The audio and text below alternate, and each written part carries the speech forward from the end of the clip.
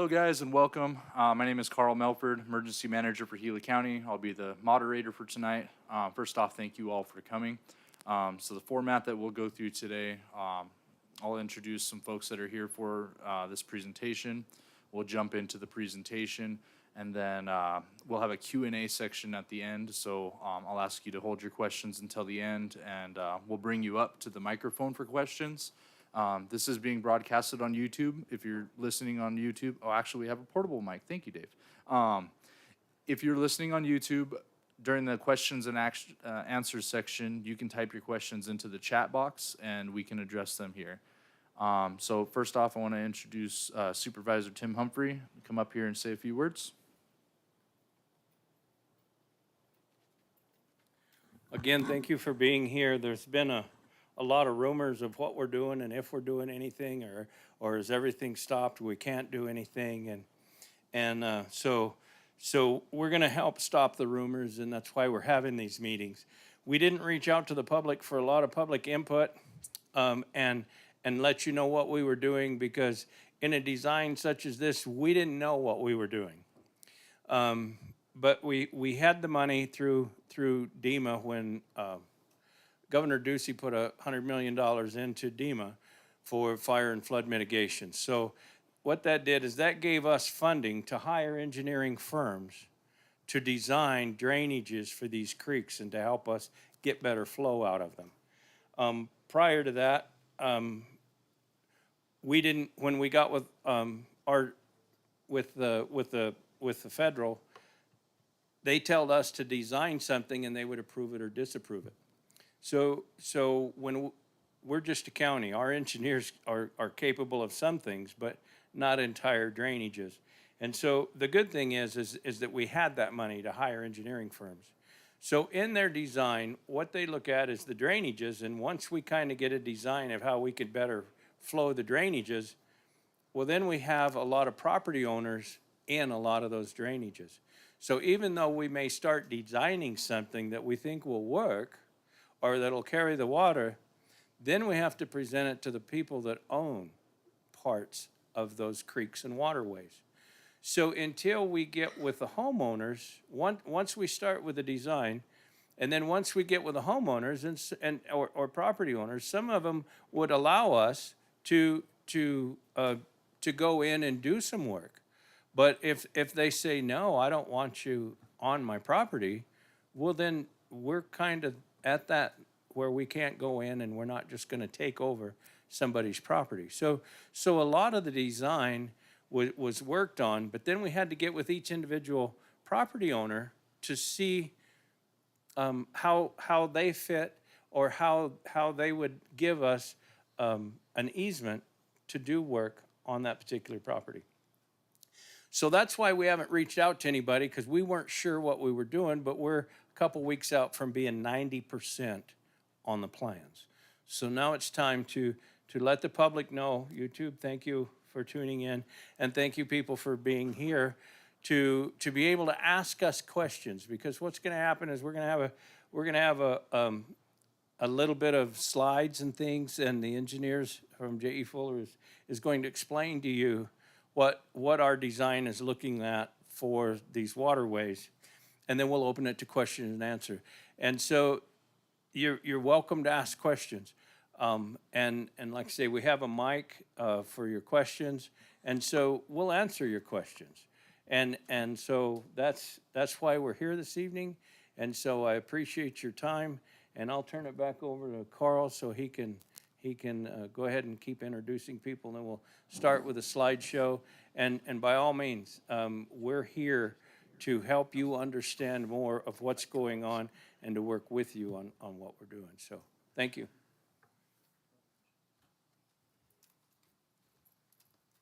So we'll introduce a few people that are here today. This is Joe Leverage from J.E. Fuller, the hydrology consultant that's planning out these projects.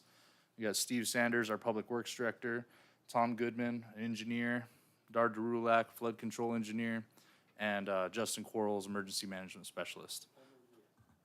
And Homer keeps moving around, so I can't keep track of him, but Homero Vela over there.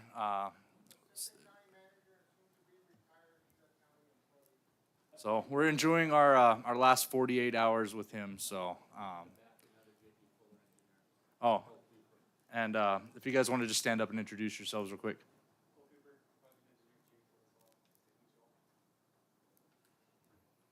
Okay, and also Sammy Gonzalez, Mayor of Town of Miami. Thank you for coming. So without further ado, we'll go ahead and kick it over to J.E. Fuller so we can get this presentation going. Joe? Okay, thank you all. What I'm going to do tonight is take you through the process to explain how we've gotten here today and where we are headed with these projects. So, give you some background, and then we'll get into some specifics of the design that we're proposing both in Bloody Tanks and in Russell Gulch. So I don't need to give you all too much background on the fire. We're a year out from when the Telegraph was burning. And for those who hadn't seen the maps before, the Telegraph fire burned pretty much. So in 2017, the Pinal fire burned a portion of the watersheds that feed down into town. The Telegraph fire burned the rest. Some of it overlapped into the Pinal fire, but not very much. So right from the get-go, we were hired to prepare some post-fire flood risk modeling. So to understand if it rains, what is the flood risk downstream? How severe could it possibly be based on the burn? And what to expect with the monsoon season. So with that, this initial modeling was done and looked pretty severe, and which is what was experienced last summer. From that, we began a hazard area identification. So we began to look at areas within the watersheds that were hazardous, and based on the flows that we were modeling, and based on just historic knowledge of the area. So there began a brainstorming process to come up with potential solutions that could positively affect the developed areas along these washes. So this included potential solutions up through the watersheds, on the Forest Service land that could be either debris basins, that could be barriers, could be detention basins, what have you. And also downstream, how do you convey that water more effectively through the areas that were getting flooded at this time or had already been flooded when we're looking at this stuff. So this was a back and forth with NRCS, the National Resource Conservation Service. They are a federal agency. They have an EWP program, which is Emergency Watershed Protection Program, that is meant for funding emergency measures after natural disasters. This is a typical funding source used for post-fire response efforts, especially for protecting homes, infrastructure downstream of fires, past where the Forest Service ends. So we were looking at how these, what are the most effective things that we could possibly do with the NRCS funding, what things fit within the box of what they will fund, and determining what that looks like downstream. So tonight we'll focus on two of the drainages. There was four areas that we were looking more closely at, one being Bloody Tanks, then Russell Gulch, Icehouse Canyon, Six Shooter Canyon. So tonight is really focused on the Russell and Bloody Tanks.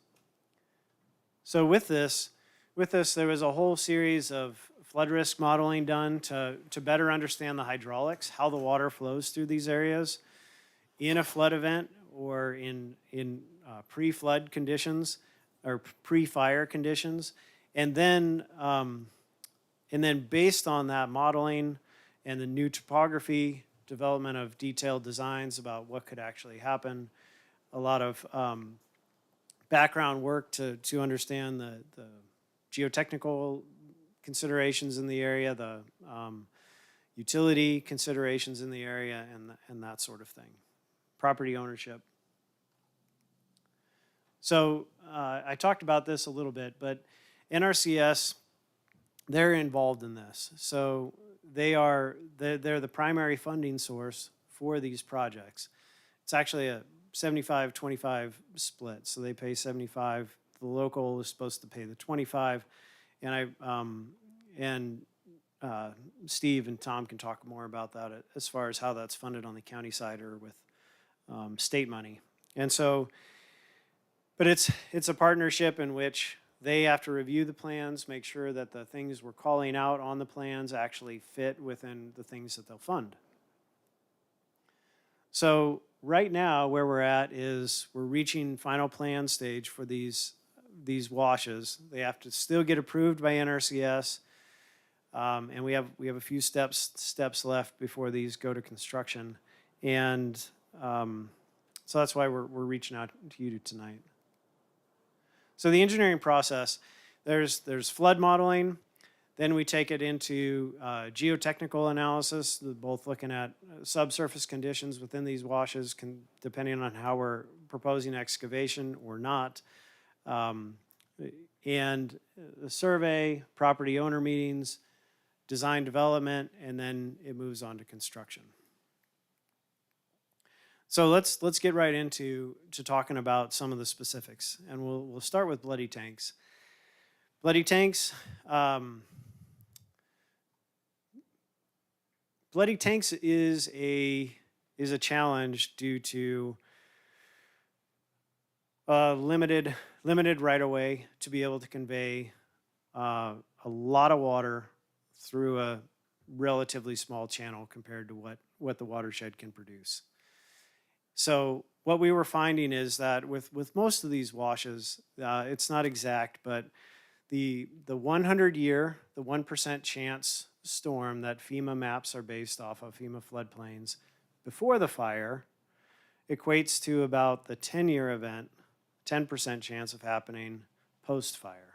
So usually with the fire, you get, up to maybe 10 times the amount of flow you get on a normal storm, depending on the watershed.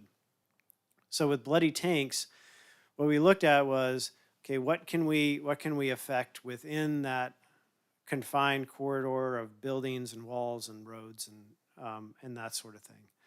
The project started a little bigger and had to be scaled back due to a lot of utility conflicts within the wash, and just a lot of things that have been placed in the wash over the years that really limited the amount of work that could be done without just completely opening up that end of the town. So what it includes right now is on this exhibit right here. This is the bridge at the upstream end of town where the highway crosses the wash, and there's going to be some grading upstream to allow the water to get to the bridge more efficiently, and then some grading in the channel downstream with the sediment that's graded there and deposited there over the years to allow the water to flow out and down the channel more efficiently, because there's a bit of a restriction that ends up happening at that box. So what this does is it allows a little bit more water to be able to pass through the box culvert and down through the channel without going through the homes. This is a mitigation measure. This is something that can help the problem. It is not something that solves the problem. If you get a big event such as you had last year that flowed through the town, it's going to do the same thing. What this does is it allows a little bit more water to be able to stay in the channel. So that's the extent of the Bloody Tanks project. These two pictures you see here are kind of what you see in the wash. The wash is generally concrete lined. A lot of debris and sediment has built up along the wash over the years. And right downstream of the culvert, you have probably almost a third of the capacity of the channel restricted by the amount of sediment that's built up in the channel. So the implementation for Bloody Tanks, those plans are complete. They're getting ready to go out to bid. There's some temporary construction easements that we still need to gain from owners to be able to get into the wash, to be able to drive the equipment to get into the wash to actually do the maintenance. And it's going to go out to bid. So this would be a project construction in the fall by the time you get through the bidding process into the fall. So it's not something that's going to happen right now during monsoons. So shifting over, and if you have any questions on that, we'll have plenty of time to talk through it. But shifting over to Bloody Tanks, or to Russell. Russell is a bit different in that Russell, it's a very large watershed similar to Bloody Tanks. The amount of infrastructure in there to actually convey the water down Russell is really limited. The size of the channels that are going through there are really small, which is shown by how the flood acted last summer. So the small channels lead to greater flooding. And so what this project includes is a series of 3 main portions. One is up here towards the south end of the residential area, where there's the bend in Russell Road. There's that first one. The second one is from just above Little Acres down to Bessich. And then the third is from Bessich down through Hospital Drive. The purpose of this is to give that water a place to flow rather than through homes. So this first part, and I realize some of this text is pretty small, so forgive me on that. In our modeling and what was experienced with the flooding, this is a pinch point in the channel. So there's 2 things that happen at this pinch point. Not only can it flood the residential structures there and pose a risk to knocking Russell Road out, like it was like what happened upstream of this a little bit. But what it also does is once that water is out, it has a really hard time getting back into the channel. And so it can continue further on down and actually swing around and flank some of these developments from the back. So what this includes is some grading to widen out the channel and kind of a secondary channel alongside the road with a soil cement bank alongside the road so that the road is protected and won't be washed out.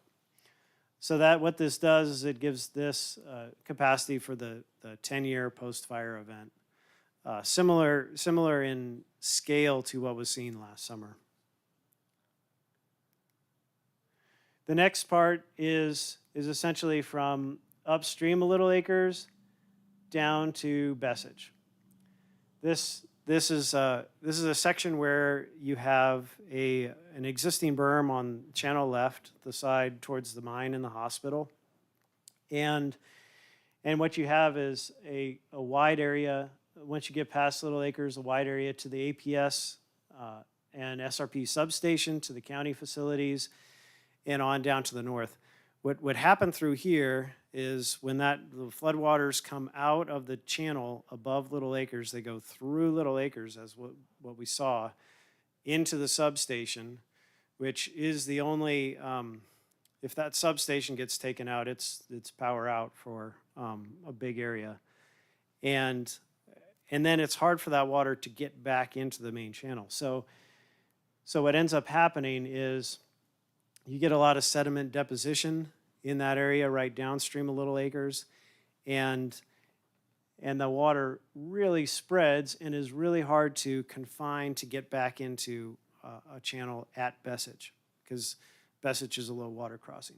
So what we're doing here is we're catching the water upstream of Little Acres, And this would be a soil cement line channel. So these are banks where you construct them out of the native materials plus a cement mixture that's mixed into them and then rolled and placed. And so it's kind of it's not your typical smooth walled gray concrete type channel. It's a lot of these, like down in Tucson, they have a lot of soil cement channels in various places.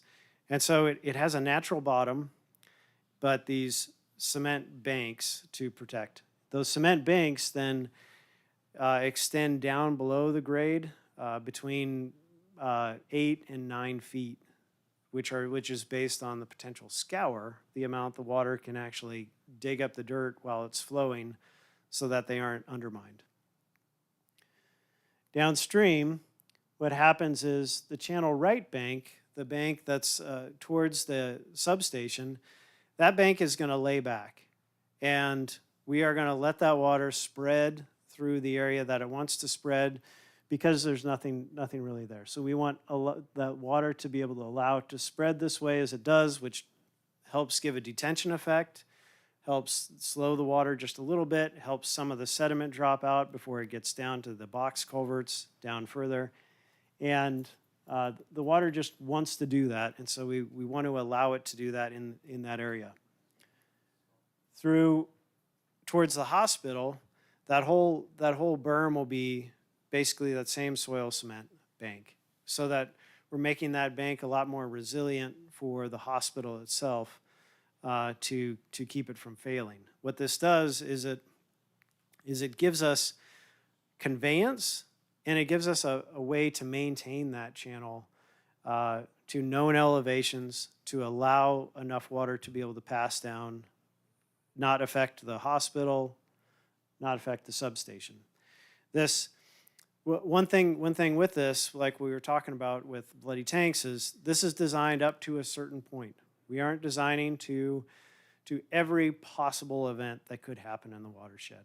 You could have a 100-year storm event on the fire, which is a significant amount of rain, and this channel would be overtopped. There would be a lot of things underwater because you don't have the room or the money to design to that scale. So we're designing to what we can within the footprint that we're able to. Once we get down to Bessage, that water is going to be allowed to still pass over the top of Bessage like it is.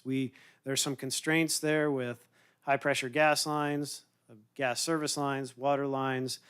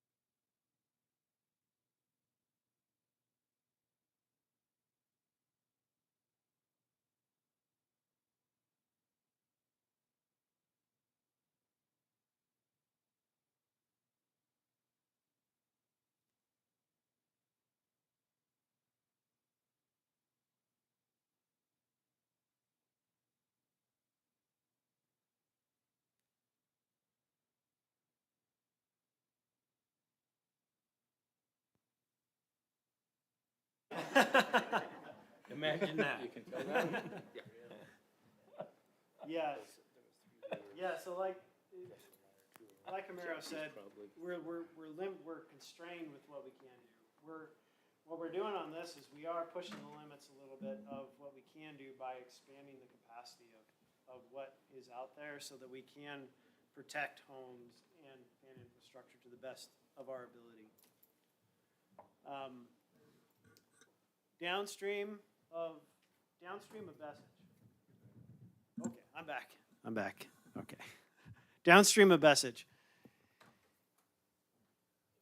With the improvements we've done upstream, we're able to keep that water crossing Bessage in a fairly confined manner. So it still spreads, it still gets over Bessage.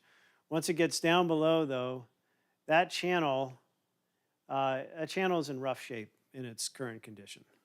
And that is, can be experienced by, it was experienced by all of you who got flooded along here. So that the width of that channel is going to be expanded a bit from Bessage down to the curve, the right bank of the channel stays where it's at. It shifts a little bit to the left even, so it doesn't impact the properties even more, and it's primarily on these vacant BHP parcels here. So when we get down to the bend in the wash here, this is where there's a lot of constraints. We're trying to fit this thing, a channel that can convey this water in between existing buildings, existing property, and figure out a way to work it through there with enough capacity that makes sense. So what we've done is we've met with several of you property owners here that are impacted the most, and to try and figure out what we're doing there, if it's going to maintain functionality of your property, if not. And so like along here, much of the construction is on Chris Cecil's property. So the majority of the channel is on his property. Some of it is on the other side, on the right channel side, but really the amount we're shifting that bank to the right towards the homes is pretty limited. That comes down to the box culvert on Hospital Drive that gets clogged up a bunch. That box culvert's going to be 8-cell 4x10 box culvert. So it's going to be a pretty significant box culvert. In a big event, the box culvert has less capacity than the channel. And the reason is that there's just not space, or we're under certain constraints. We weren't able to put in a bigger structure. So in a full 10-year post-fire event where it's ripping down there, there's still going to be water that goes over Hospital Drive, not into the extent that it did before. Downstream of that, it's important to note that the hydraulics, the way the water flows through that area is really curious, because you have the main channel that goes down towards US 60, but the primary flow path ends up being over the railroad tracks and over US 60. So you get a portion of the water that goes underneath the box, but the majority is overtopping. And that's not gonna change with this. So that big kind of pawning effect that's seen down there, that's still gonna be happening if you get that large of an event. And that's due to really working within the constraints that we have once you hit US 60. So Russell implementation. This is a little bit longer duration. We're moving towards final plans. We're about at the 90% stage. And we still need to get final review. There still is a USA Army Corps of Engineers 404 permit that we have to get for this, for working in waters of the United States. And this will be something where we're bidding mid to late fall for construction, most likely in the December prior to monsoons timeframe. So this is a longer duration project. It's a heavy lift on the contracting end. So with that, I think I'll leave it. What I wanted to do was to express that if you have general project questions, voice them up here. If you have specific questions, like I want to look at my property on the map, we have our plans up here, so that's a better forum for after we finish up here and we can unroll the plans and look how it affects your property individually. So with that, I'll open it up. Okay, so that brings us to our question and answer portion. For a reminder, if you're on YouTube, feel free to type your question into the chat box and we'll get to it. Are there any questions from the audience? If so, please raise your hand.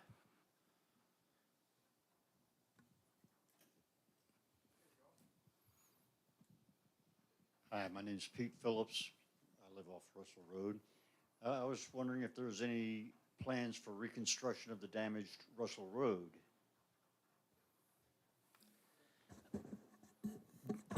Yes, there are plans. The county's been working with the Forest Service. The Forest Service has got the Federal Highway Administration in DC to open up a pot of money called ERFO. It's Emergency Road Repair Funds. We just submitted the project to them. I think it's right about $4 million to rebuild that road. So it's at the it's in DC at FHWA right now being reviewed. Any other questions? Pass them the mic.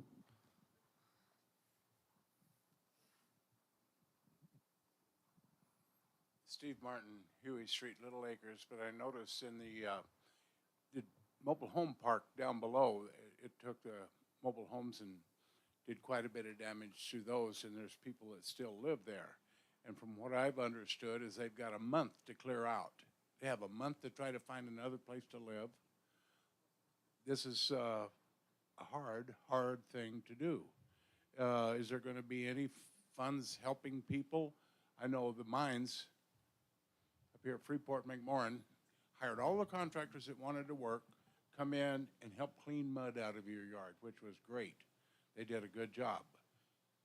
But I'm just, concerned about the neighbors that we have and everything, and that poor fellow down at the end of our street, he's built a block wall around his house. I hope it works. Thank you. So I think I can answer that one. Steve, I'll be honest with you, I wasn't aware of any sort of restraint giving them a month to get out. If so, that's more than likely coming from the parks part. But I know that fund source from the donations from the mine and everything are being channeled through the United Fund and the Salvation Army. So the Salvation Army is taking applications for funding assistance for those that have been displaced. And from what I understand, there's still money available. So Justin, if you could look up that number, if that's something you're interested in, see Justin, he'll give you the number to call. But from what I understand, yes, there is still funding available.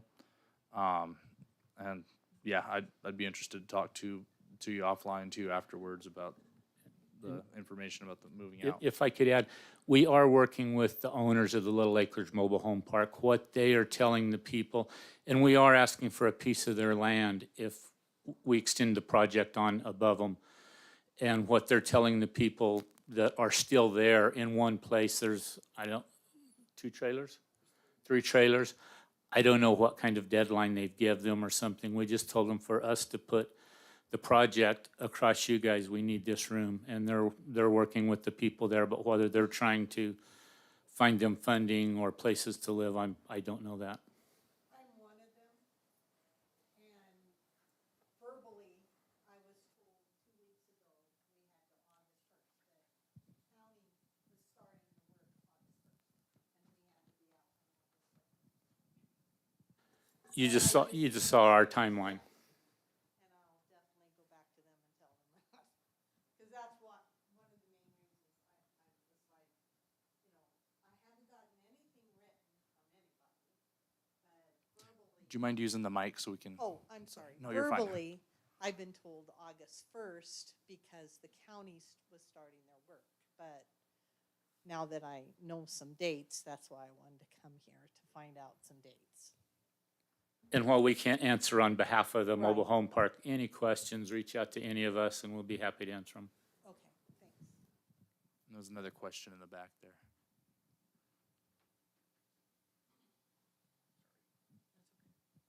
My question is I'm in Little Acres Mobile Home Park as well, and my home is a 2000 model, and taxes are still paid on it. When I had to move it prior to now, my understanding is you have to be given 6 months to a year before you have to move. That was what we were told. So if they're telling her she has to move within 1 month, how legal is that? Because she should be given, and I'm saying 6 months because that would fit within their timeline of when you might possibly be starting there to start actually doing the work. How can they ask her to move in 1 month? Is it legal? Yeah, that's a question that I can't answer on the legality of it. So I'll But go if back you'll to get the me your, state. if you'll get me your name and phone number, I will be in touch with you, or we can talk, and I can get with the county attorney and things and see where And the check with the legality state. of the property owner and his actions with the people that are still living there. I'll get that, I'll help you get that information I would on what's appreciate that. legal and what's not legal. I'll give you one of my cards so you have my number, and get me your information, and I'll work to help you find out what your legal rights are.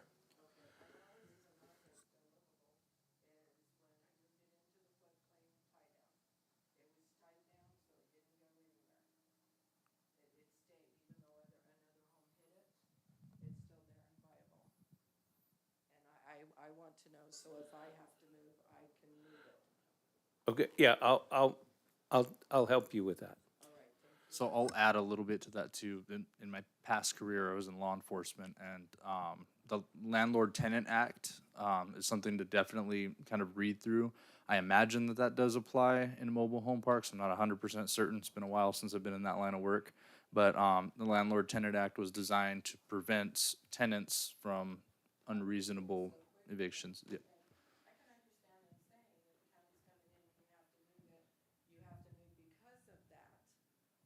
But 1 month, 30 days is not appropriate. Because from my understanding from the state, when I moved prior, and I actually moved the home into that park, was that they have to give you 6 months to a year. And to me, 6 months would be within the county's framework of when they're gonna go in there to do the work.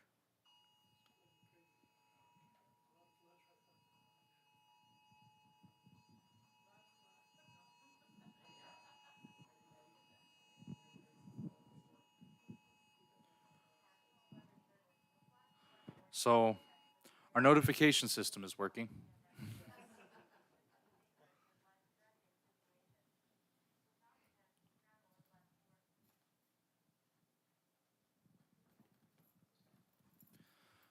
Okay. Any other questions?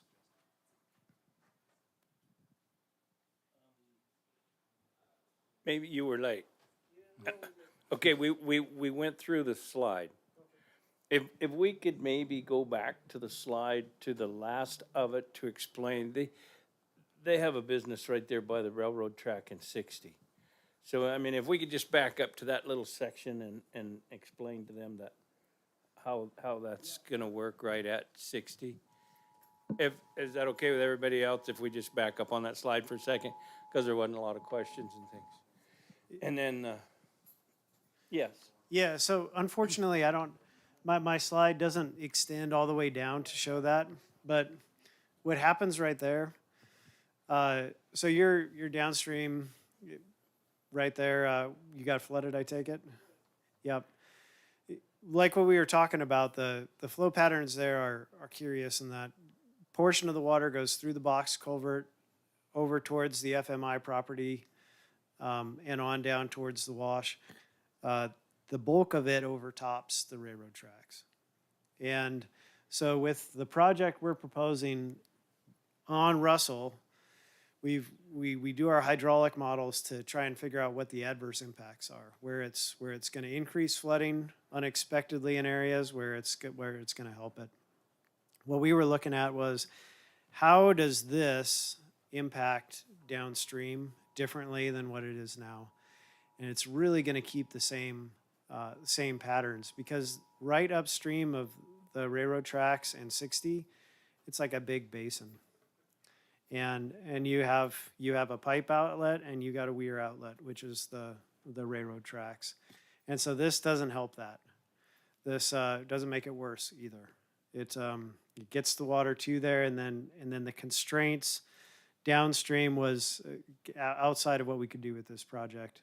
Getting, if you're gonna reconstruct 60 and a new channel all the way down through FMI or something like that, this doesn't address that.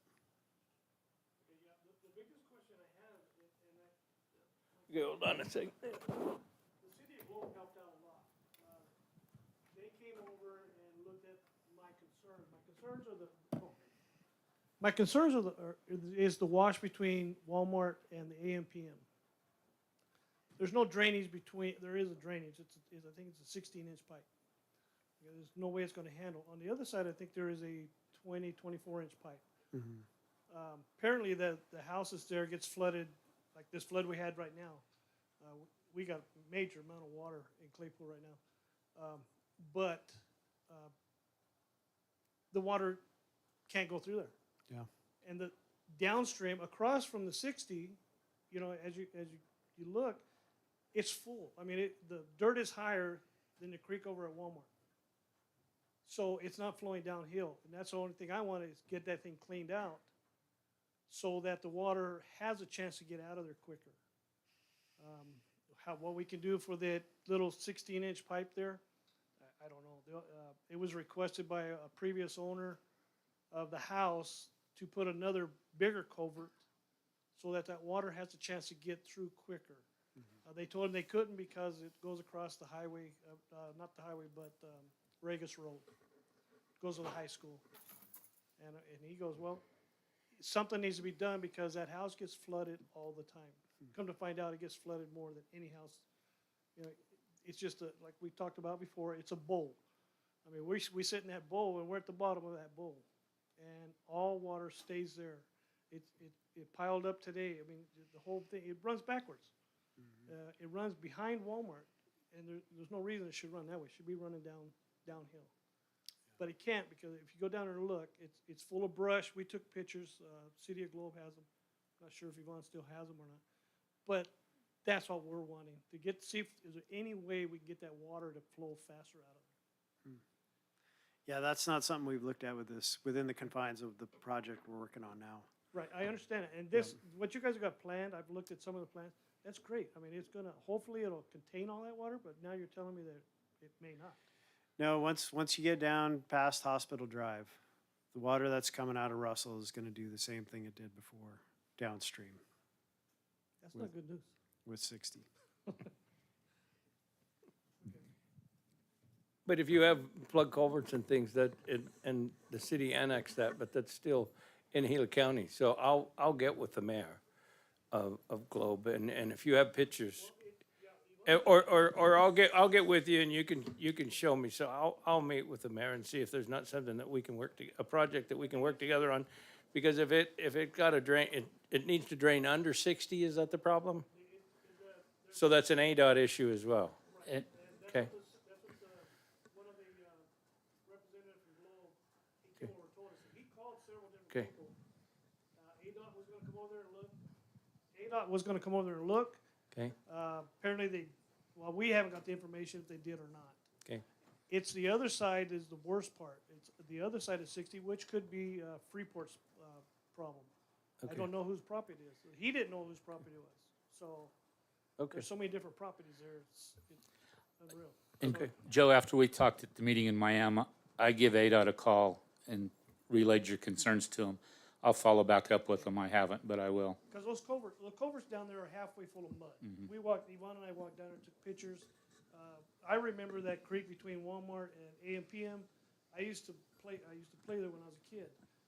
We used to be able to walk through there. I mean, you couldn't see the road. It was just deep, and they don't do that no more. It's not, we don't have that flow going out. Okay? That's my biggest concern. You know, I'm concerned about the houses up above, but that's my biggest concern, because all that water from up above ends up right there in my doorstep. Yeah, and I Thank you. I sent an email to ADOT about that as well after we went and visited with you. They've got a lot of projects going. I know they're busy, but I'll send a reminder as well. Maybe a little two-pronged message there might exacerbate that a little bit. On the bottom slide there, what's the ground elevation of the walls, the prepared walls to the east side? Are they above ground level or the upper end of that slope? Yeah, so with this channel from Bessich down, the walls on each side of the channel vary between 5 and 7 feet high as you get down to the Hospital Drive culvert. So they aren't real deep. We were really constrained by, you still have to have water from the yards get into the channel, and you have to have a grade that you can actually slope the channel down and not create a pond. So yeah, it's about 5 to 7 feet below grade. They go another, 8 to 9 feet. Yeah, I was wondering if they were going to prevent drainage into the canal. No, so all the drainages that flow into it right now, they're still gonna be able to flow into it. And so we have to look at every point along this channel and make sure that if water is getting in there before, it still can get in there, and yet make sure that water isn't gonna be bubbling back out, to the extent that we can, yeah. I'm going to interject for a moment. That flash flood warning that you guys all heard just a few minutes ago, that was centralized to the city. What that means is there's different zones that they use to send these notifications. The majority of this rain is actually falling over the town, not over the burn scar. So though it is a nuisance, it shouldn't be as much of an issue as we'd be concerned about. So just wanted to throw that in there. Any other questions?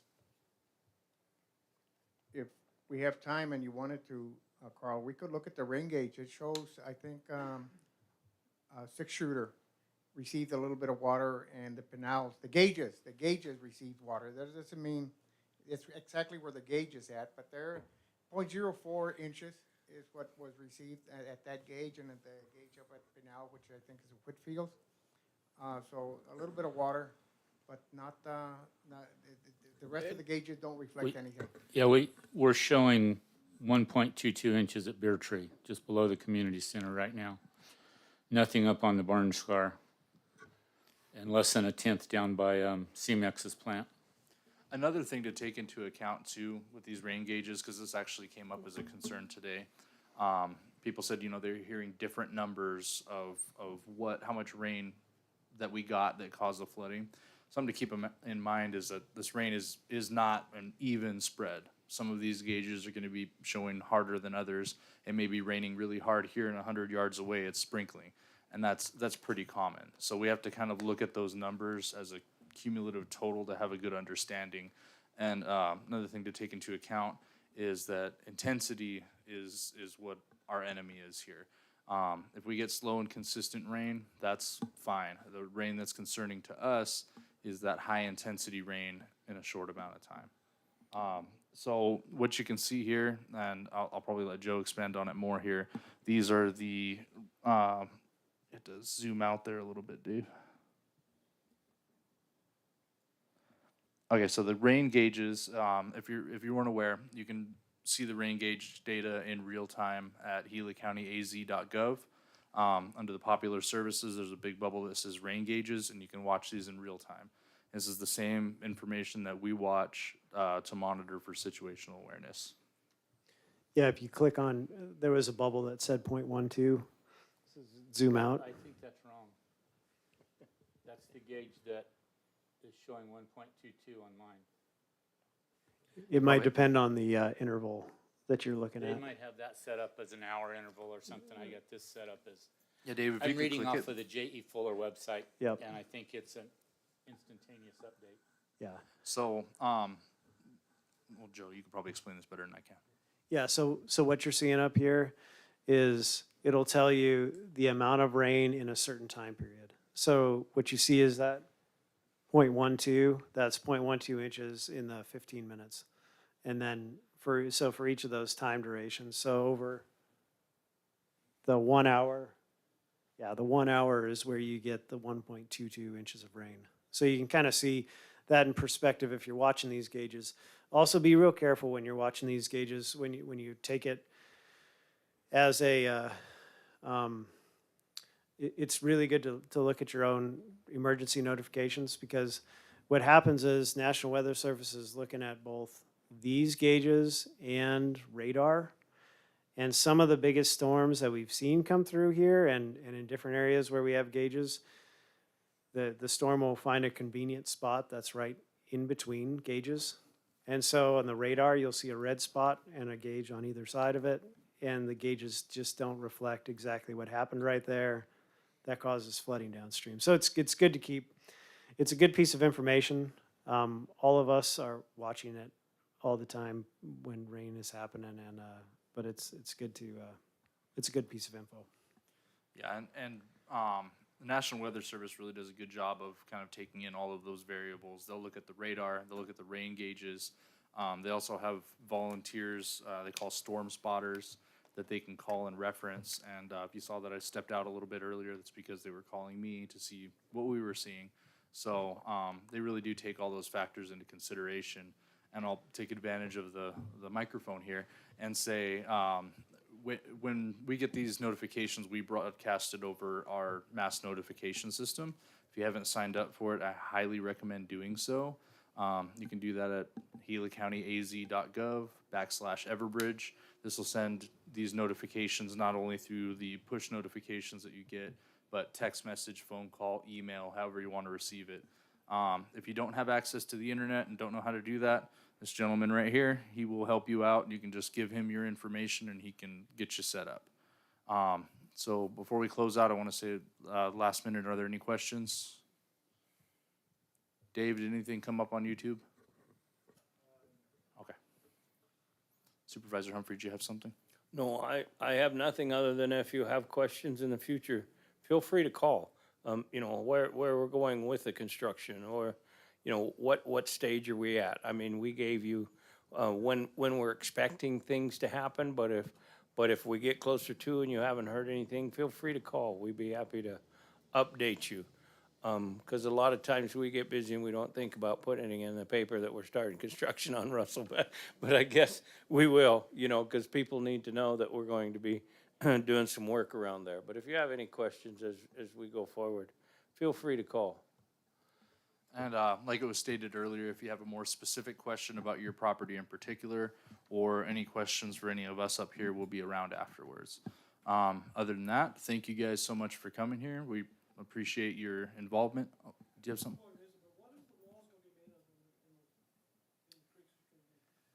It's going to be out of soil cement. So soil cement, you take the natural, with this, the material is pretty conducive to actually doing this. So you take that soil, you mix in cement to it, and then you place that back. And typically the soil cement is placed in 8 to 9 foot wide widths so that you can roll it with standard equipment.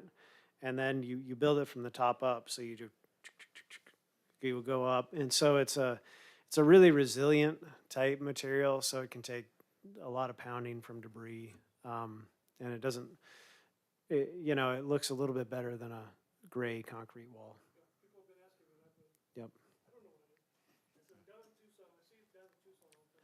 Yeah, that's what you've seen. Yep. Okay, well, that concludes our meeting today. Thank you all for coming and have a great day. Stay dry.